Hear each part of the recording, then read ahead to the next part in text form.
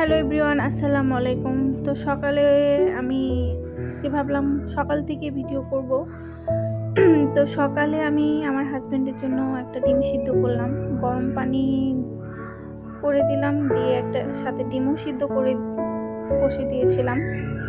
তো ডিম সিদ্ধ হয়ে গেছে, ডিমটা ভালোভাবে ছিলে, মানে সকালে কি হয় উঠতে ইচ্ছা করে না, এত চোখে ঘুম থাকে আমার, তবু কি করার, উঠতে তো হবেই। তো ডিম গরম গরম ডিম উপরে লবণ দিয়ে দিলাম।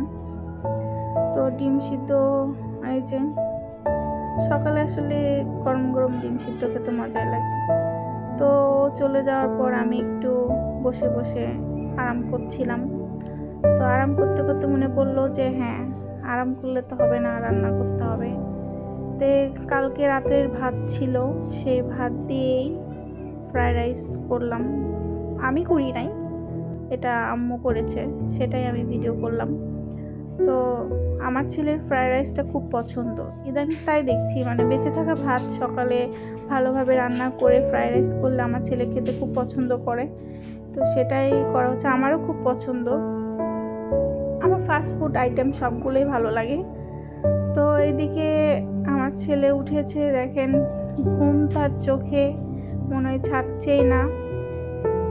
তো কি করার, তো সকালে উঠে আমি সবসময় চেষ্টা করি ওকে এক গ্লাস পানি খাওয়ানোর, মানে এক গ্লাস না হোক, মানে যেন পানি খাই ঘুম থেকে উঠে, এটা ওর অভ্যাস হয়ে গেছে, সকালে উঠেও পানি খাই।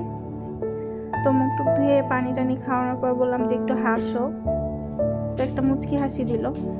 তারপরে ওকে খাওয়ানোর জন্য রাজি করছি। তো ওকে খাওয়ানো শেষ, খাওয়ানোর পর আমিও খেতে বসলাম। তো আমি মাংস রান্না করাই ছিল আগের রাত্রে, সেটা দিয়ে আমি খাচ্ছিলাম। মানে ভাজা ভাত বলেন, ফ্রাইড রাইস বলেন, ওটাতে ভুনা গরুর মাংস খেতে কিন্তু খুব মজাই লাগে। আর আমি কিন্তু হাড্ডি খেতে খুব পছন্দ করি, মানে যেগুলো মানে নরম হাড্ডি। তো আমি হাড্ডিওয়ালা মাংসটাই বেশি সবসময় খাই, কারণ হাড্ডি চাবাইতে খুব মজা লাগে। এদিকে খাওয়া শেষ করে আমি চটচটি করবো, আজকে একটা তরকারি রান্না করবো, কারণ মাংস অনেকগুলো রান্না করা আছে। আগের রাতে আমি লাউ শাক কিনে রেখেছিলাম, ওটা দিয়ে আমি চটচটি করব। লাউ শাকের চটচটি কিন্তু খুব মজা লাগে, আমি লাউ শাক ভাজির চেয়ে বেশি চটচটিই খাই। তো ভালোভাবে আমি সব কিছু দিয়ে মেখে নিলাম, শাক আস্তে আস্তে দিয়ে আমি মাখছি, একটু করে দিয়ে মাখছি, আবার একটু করে দিচ্ছি, মানে একসাথে শাক সব দিলে কিন্তু মাখা ভালো হয় না, আস্তে আস্তে দিয়ে ভালোভাবে একদম মাখিয়ে নিলাম। বড় মাছগুলো স্লাইড করে কেটে রান্না বসিয়ে দিলাম। এদিকে রান্না টান্না শেষ করে আমি সব থালা বাটি ধুয়ে রাখছি, সবগুলো না, আমি কিন্তু সব কিছু জমা করে রাখি না, ইনস্ট্যান্ট ধুয়ে রাখি, মানে যেটা যখন মাখি সেটা সাথে সাথে ধুয়ে রাখি। এইভাবে ধুলে হয় কি যে এলোমেলো থাকে না, গোছানো থাকে।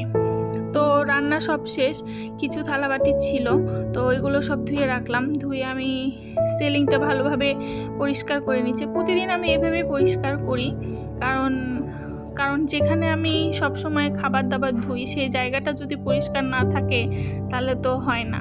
কারণ যেখানে সব কিছু রান্না সারাদিন ধরতে গেলে দিনের মধ্যে অর্ধেকটা টাইম রান্নাঘরেই চলে যায়, তো এই জায়গাটা সব কাটা বাছা ধোয়া সব কিছু করতে হয়, তো এটা তো পরিষ্কার রাখতেই হবে।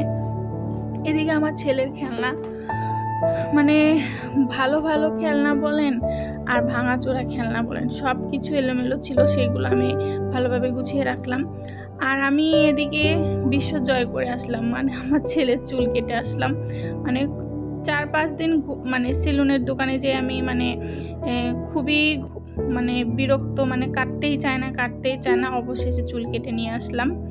তো এই ছিল আজকে সারাদিনের ব্লগ।